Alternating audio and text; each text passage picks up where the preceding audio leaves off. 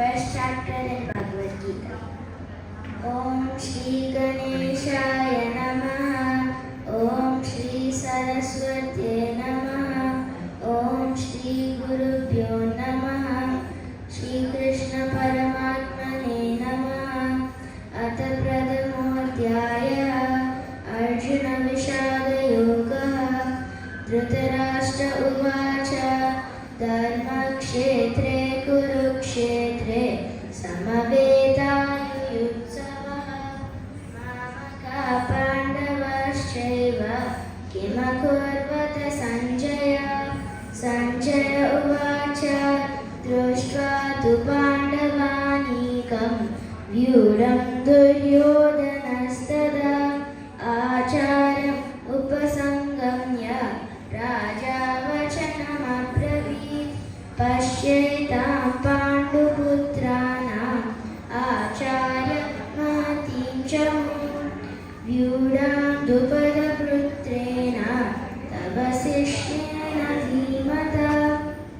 Atra Shura Maheshvasa Bhimarjuna Samayuti Yuyudhano Viratascha Drupadascha Maharata.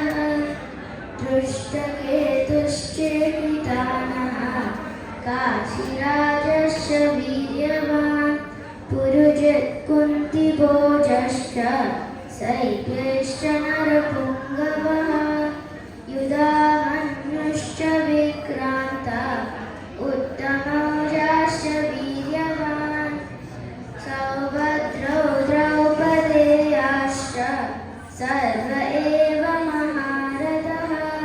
Asmakam tu Visishtaye Thani Bodha Vijotama. Nayaka mama Sainyasya Samnatam Tan Bravimite. Bhavan Vishnascha Karnascha Krupascha Samitinjayah. Ashvattama Vikarnascha Saumadhattistataiva cha. Anye cha bahava sura Madatte tyakta jivitaha. Nana shastra praharanaha Sarve yuddha visharadaha.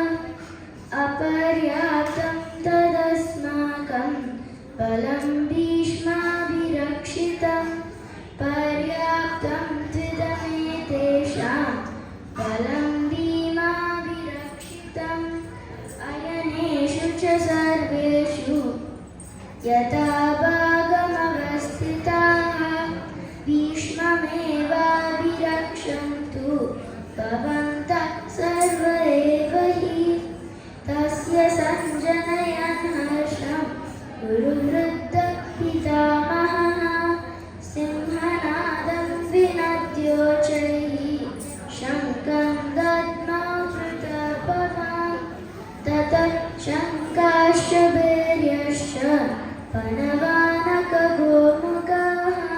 Sahasrayabhyahanyanta Sasantastu mulobhavat.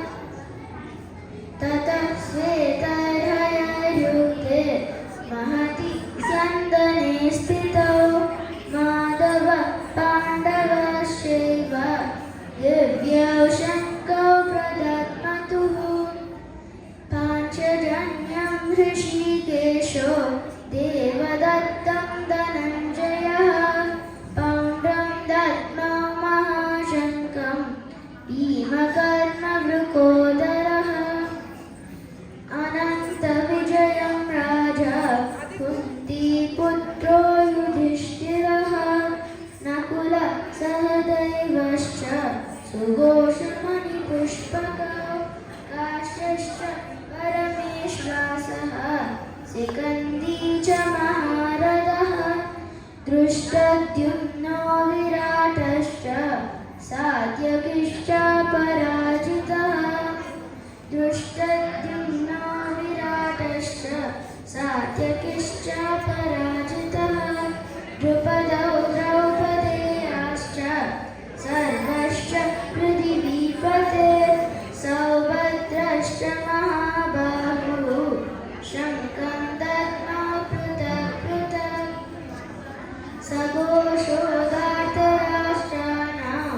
उदयानि व्यधारयत् नभश्च पृथिवीं चैव तुमुलो व्यनुनादयन् अत व्यवस्थितान् दृष्ट्वा कपिध्वजविप्रवृत्ते शस्त्रसम्पाते धनुरुद्यम्य पाण्डवा ऋषिकेशं तदा वाक्यम् इदमाह महीपते अर्जुन उवाच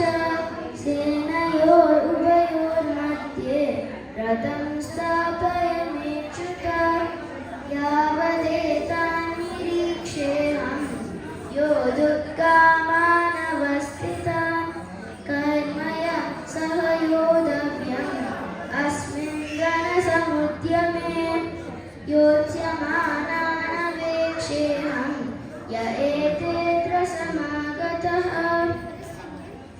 सञ्जय उवाच एवमुक्तो हृषीकेशो गुडाकेशेन भारत सेनयोरुभयोर्मध्ये स्थापयित्वा रथोत्तमं भीष्मद्रोणं प्रमुखतः सर्वेषां च महीक्षितम् उवाच पार्थ पश्येतान् समवेतान् कुरूनिति तत्र पश्यन्स्थितान् पार्थ पितॄनथ पितामहान् आचार्यान् मातुलान् भ्रातॄन् पुत्रान् पौत्रान् सखींस्तथा ससुरान् सुहृदश्चैव सेनयोरुभयोरपि तान् समीक्ष्यश्च कौन्तेय सर्वान् बन्धूनवस्थितान् कृपया परयाविष्टो विषीदन्निदमब्रवीत् अर्जुन उवाच दृष्ट्वेमं स्वजनं कृष्ण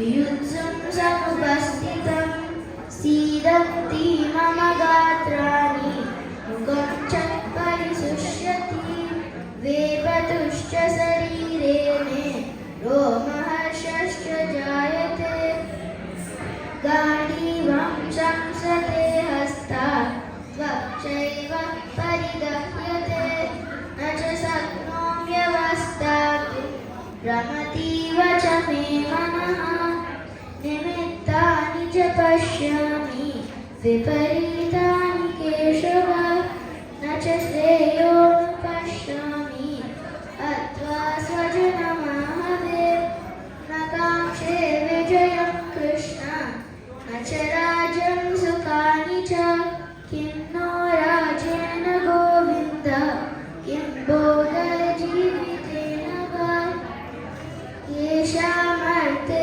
काङ्क्षितं नः राज्यं भोगसुखानि च तैमेव स्थिता युद्धे प्राणां त्यक्त्वा धनानि च आचार्य पितरः पुत्रः तथैव च पितामहः मातुला ससुरा पौत्रा स्याला सम्बन्धिनस्तदा एतान् हन्तुमिच्छामि मतोऽपि मधुसूदन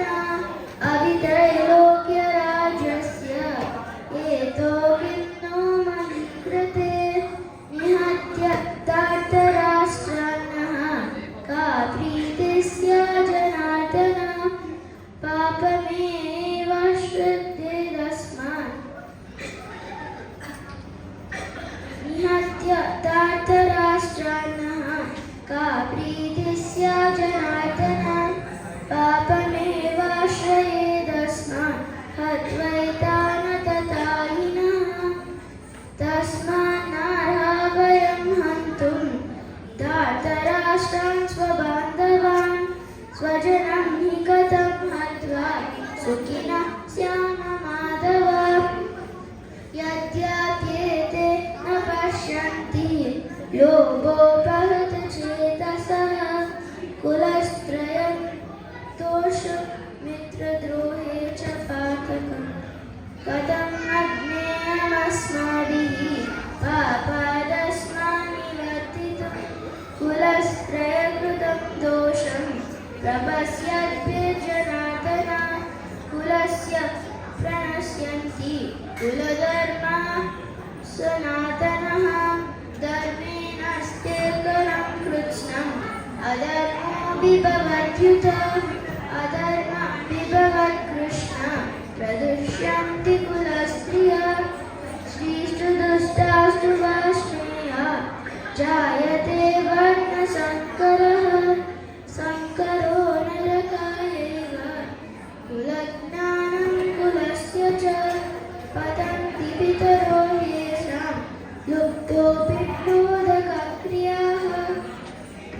दोषरेतैर्कुलज्ञानं वर्णसङ्करकारकैः उच्चाद्यन्ते जातिधर्माः कुलधर्मा च शास्त्रनः उत्सन्न कुलधर्माणा मनुष्यां जनार्दन नरके नियतं वासो भवित्या अनुशुश्रुमा अहो बत महत्पापं कर्तुं व्यवस्थिता वयं यद्राजा सुखलोभेन हन्तुं स्वजनमुद्यते यदि मामप्रतीकारम् अशस्त्रं शस्त्रपाणयः धृतराष्ट्र तनिहन्युः तन्मे क्षेमतरं भवेत् सञ्जय उवाच